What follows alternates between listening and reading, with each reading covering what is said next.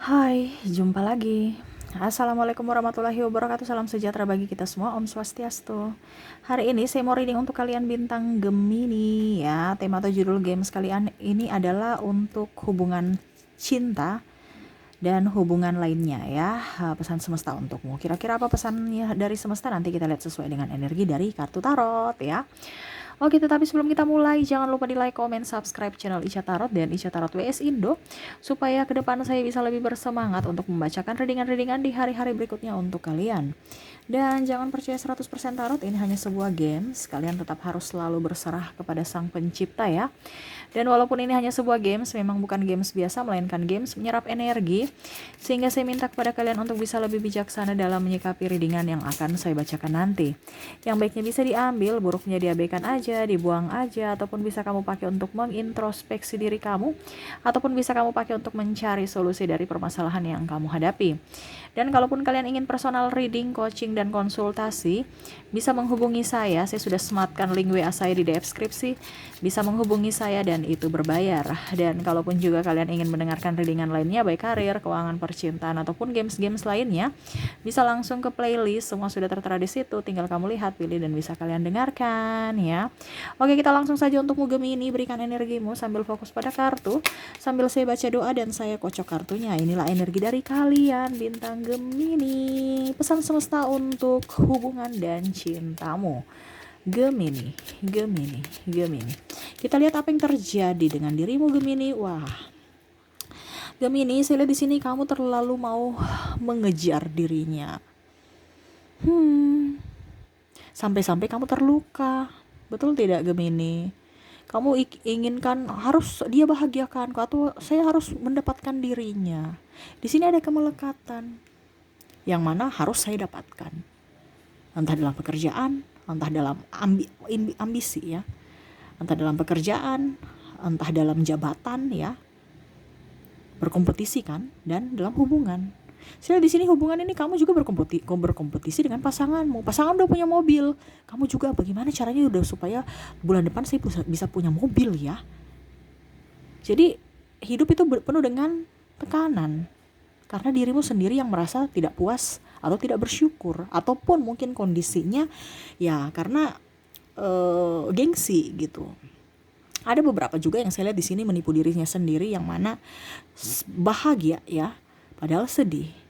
Dan ada juga yang menipu dirinya sendiri bahwa saya nggak butuh kamu ya. Ternyata ada penantian di sini, hatinya rapuh tanpamu. Ataupun kamu yang rapuh tanpanya. Ini energi bisa terbolak-terbalik, kamu bisa menyesuaikan saja sesuai dengan yang kamu rasakan ya.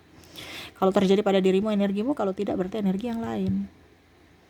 Selain sini ada penantian. Kalau dalam cinta ya, misalkan saya nggak butuh kamu, saya biasa aja, toh tanpa kamu mati satu tumbuh seribu kok.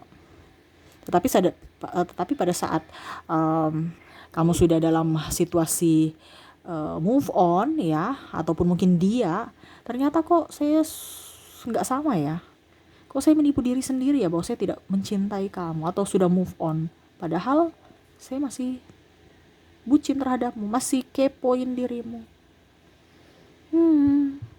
Semesta mau mengajarkan untuk kamu bisa lebih jujur pada diri sendiri. Ya, jadi ibaratkan kamu menipu diri sendiri, tidak jujur pada dirimu sendiri, akhirnya beban sendiri. Dalam hubungan juga gitu ya, hubungan ini relasi ya.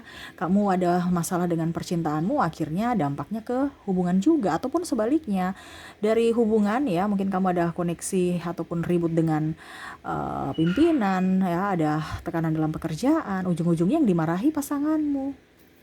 Kenapa? Karena tidak bisa kontrol emosi. Ya, semesta mau kamu tuh bisa kontrol emosi kamu. Ya. Ibaratkan kamu ada masalah dengan pimpinan ya, ujung-ujungnya pasanganmu mungkin lagi happy-happy ingin ketemuan ngedate sama kamu, terus tiba-tiba kamu batalkan dengan cara kasar atau cara sepihak. Akhirnya dia kecewa. Kenapa? Ya karena kamu tidak bisa mengontrol emosimu. Kamu terlalu juga terlalu kalau dibilang mandiri sekali. Kalau kamu dalam dalam hubungan percintaan, jangan terlalu mandiri ya. Terus apa dong Kak? Manja dong ya, supaya pasanganmu merasa dibutuhkan. Kalau kamu terlalu mandiri itu nanti di karir. Kalau dalam percintaan harus sama-sama. Ibaratkan kalau kamu mau berjalan eh, dekat, ya jalanlah cepat. Tapi kalau kamu mau jalan jauh, ya otomatis jalanlah bersama. Kenapa? Kalau jalan jauh kan perlu topangan. Nah sama. Kalau mungkin kamu mengejar cita-citamu, jalanlah sendirian karena kamu perlu cepat, ya. Tapi kalau memang kamu perlu jalan jangka panjang ya dalam hubungan percintaan, berarti mungkin ke jenjang pernikahan, berarti jalannya bersama-sama, bukan sendiri. Jadi jangan kamu berpikir percintaan itu sama seperti kita kerja. Ini kan disapu rata semua ya. Jadi sikap kamu dengan klien, kamu juga sikapnya sama seperti dengan pasanganmu. Ya. Ataupun sebaliknya, kamu memberikan harapan palsu ke klienmu dengan memberikan senyuman menawan, tatapan yang indah, akhirnya dia baper. Tetapi yang pasanganmu dapatkan malah sebaliknya, tegas, cuek, ya, diam. Tapi yang lain diberikan seakan-akan teman rasa pacar. Akhirnya ada kecemburuan. Kenapa? Ya karena dirimu terbalik-balik caranya menempatkan diri. Ya. Jadi semesta mau sampaikan kepada kamu harus bisa lebih jujur pada dirimu sendiri. Kalau kamu bucin, butuh dia, ya bilang aja, saya butuh kamu, saya gak bisa jauh tanpamu. Itu membuktikan bahwa memang kamu tulus benar-benar mencintai dia. Kalau kamu tidak mengutarakan dan tidak ada bukti juga, bukti nyata ya, artinya jangan hanya sekedar ucapan, tetapi harus dibuktikan juga dengan ya implementasi di lapangan kamu gitu. Apa yang kamu lakukan terhadapnya, betul-betul tidak kamu sayang dia. Kalau memang kamu sayang, ya perjuangkan dirinya. Entah dia mau memperjuangkan dirimu atau tidak, ya terserah aja dianya. Karena semua itu ada hikmah, ada karma nanti. Kamu menabur kebaikan dengan tulus tanpa pamrih, kamu akan mendapatkan kebaikan entah dengan dirinya atau dengan orang lain. Jadi sekarang kita tabur kebaikan aja. Kamu di sini kan seakan-akan saya harus jaga image supaya saya jangan dikatakan bucin. Saya harus jaga image supaya nama baik saya tetap bagus. Padahal dalam hubungan nggak usah pakai nama baik. Kamu adalah dia adalah kamu. Kalian tuh satu gitu. Untuk bisa menikah itu kan satu menikah ya. Kalau seandainya kita pacaran berarti kan ibaratkan pengenalan karakter masing-masing. Kalau ada yang disembunyi-sembunyikan berarti kan sama aja. Kamu bukan satu tapi masih dua. Masih ego. Ya, masih jaim. Di sini harus ada keterbukaan. Keterbukaan apa? Ya dari semuanya. Masa lalu. Terutama keuangan juga ya. Karena keuangan itu perlu penting dalam hubungan. Ya. Jadi selalu berikan yang terbaik untuk pasanganmu dan terutama dirimu dulu. Jadi kamu benahi dirimu baru bisa memberikan yang terbaik untuk pasanganmu. Dan jangan juga lari dari masalah. Kalau memang kamu punya masalah dengan siapapun ya, entah relasi, dalam percintaan, keluarga atau apapun ya diselesaikan. Terkadang kalau mungkin berselisih paham dengan kerabat ya, kamu kadang-kadang juga simpan dalam hati, marah ya, ataupun dengan klien ya, dengan pasangan, kamu simpan gitu. Ya lebih memaafkan aja, nggak usah disimpan dalam hati. Bahkan kamu menyimpan sampah yang membusuk dalam hatimu. Ibaratkan sampah itu kan akan membusuk kan, berarti ibaratkan apa? Racun. Barang sampah yang nggak dikeluarkan ya otomatis akan membahayakan diri kita, sama. Bersihkanlah hatimu. Kalau memang kamu merasa bahwa dia yang diperjuangkan, ya perjuangkan dia. Kalau kamu merasa bahwa dia perlu untuk kita maafkan, ya maafkan. Bukan berarti saya bilang kamu tidak memaafkan ya, harus memaafkan. Tetapi kalau memang dibilang memaafkan dalam tanda kutip, bisa diberikan kesempatan gitu. Ya memaafkan semua, walaupun kamu salah tidak salah, tetap harus memaafkan, saling memberi maaf dan bisa menerima maaf. Tetapi maksud saya memaafkan ini memberikan kesempatan dia kalau seandainya dia salah ya. Nah ini, jadi kamu harus bisa lebih tegas dalam hidupmu. Supaya apa? Hidupmu jangan ruwet. Hidupmu ruwet mumet itu kan karena ketidaktegasan dalam dirimu. Ibaratkan kamu yang mengizinkan masalah itu datang, ataupun mengizinkan orang-orang itu datang menyakitimu. Contohnya kamu terlalu baik, Kalau yang terlalu baik itu bagaimana ya? Ya artinya gini, kan Kak Ica kemarin ada beberapa subscriber bilang, Kak Ica bilang harus baik sama orang. Iya, tapi kalau terlalu baik nggak bagus juga. Terlalu ini ada pakai bahasa terlalu ini, wah repot ini ya.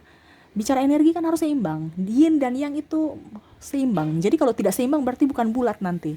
Yin dan yang itu kan harus bulat full ya, circle ya. Dan sama porsinya, sama seperti timbangan ya. Kalau timbangan itu kan beratnya sama kiri dan kanan. Nah sama, logika dan perasaan itu harus seimbang. Kita baik oke, tapi terlalu baik itu yang akan dimanfaatkan. Jadi tetap juga kita harus bisa pakai logika kita. Tapi jangan juga logika mendominasi, namanya itu ego.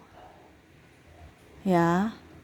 Kak, tapi Kak Ica bilang kita selalu berbuat baik. Ya sudah, memang kalau memang kamu mau berbuat baik, orang buat kamu jelek, ya sudah nggak apa-apa, ada karmanya sendiri. Cuman kita harus belajar dari pengalaman, jangan terlalu baik.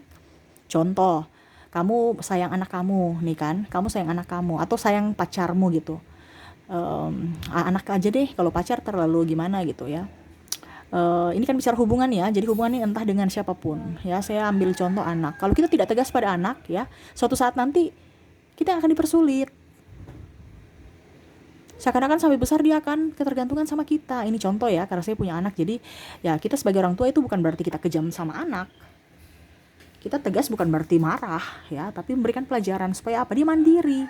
Suatu saat nanti kita sudah nggak ada, dia sudah bisa berdiri di kakinya sendiri. Tapi kalau seandainya kita terlalu manjakan, sayang oke, tapi kalau terlalu manja ya, ibaratnya berlebihan, jadi dia seakan-akan itu tumpuannya di orang tua terus, sampai besar pun begitu, dia nggak akan bisa jadi orang. Jadi ada beberapa bilang tidak sayang anak. Semua orang itu nggak bisa, cara didiknya, pola didiknya berbeda-beda. Jadi jangan langsung menjudge bahwa ibunya kasarin. No, cara orang berbeda-beda untuk mendidik anaknya. Jangan lihat dari kasarnya, tapi lihat anak itu bisa jadi orang tidak besok di hari esok. Ya, jangan dipersulit. Nanti ditanya, anak saya nakal ini ya, karena mungkin didikanmu terlalu keras. Itu yang saya bilang, kalau terlalu berlebihan juga jangan terlalu manja, jangan juga terlalu keras. Nanti dia kalau terlalu keras, dia nggak pede. Makanya lebih banyak, mungkin ke depan itu harus banyak belajar ya. Karena saya di sini semesta mau menyampaikan adalah keseimbangan, entah emosional, entah apapun. Nah ini terutama dalam hal mendidik juga, dalam hubungan, seimbang. Jangan kamu dengar kata orang, tapi kamu nggak dengar kata pasanganmu sendiri. Ya, kamu bisa mendengarkan curhatan dari sahabatmu, klien-klienmu. Ini kalau seandainya kamu punya kamu di marketing ya, mereka tanya kamu jawab dengan baik. Tapi curhatan anak dan istrimu kamu nggak dengar. Ya jangan dong. Itu kan namanya pincang. Ataupun sebaliknya, kamu mendengar dia tidak mendengar, ya itu pincang. Harus seimbang. Kalau memang seandainya kondisinya, Kak, dia tidak mendengar, ya berarti memang kondisinya tidak sehat. Berarti itu ada masalah. Cari masalahnya. Mungkin kamu terlalu overprotective, mau didengar, berdebat terus. Caranya mungkin menyampaikan ngegas, sehingga dia malas mendengarkan keluh kesahmu, atau terlalu intervensi, atau ya pokoknya macam-macam. Berarti ada yang salah. Kenapa sampai dia tidak mendengar? Berarti ada yang salah. Ada penyebabnya. Jadi cari penyebabnya. Oh ternyata dia gak dengar karena saya terlalu kasar bicaranya ya. Langsung maki-maki ya. Contoh nih. Ya berarti besok-besok harus bicara dengan penuh kelembutan. Mengutarakan sesuatu dengan penuh kelembutan. Intinya kan gitu. Pasti dia akan dengar. Tapi kalau ngegas, belum apa-apa udah, ternyata ada panggilan di kantor, mungkin alasan supaya menghindari pertengkaran aja. Makanya kebanyakan pasangan tidak betah di rumah. Nah ini mungkin ya, pasangan, kalau bicara pasangan itu harus bisa lebih manja ya. Manja bukan berarti dalam hal ini ya, tetapi maksudnya pada saat dengan pasanganmu. Karena kalau kamu terlalu strong juga ya dia takut. Bener kan?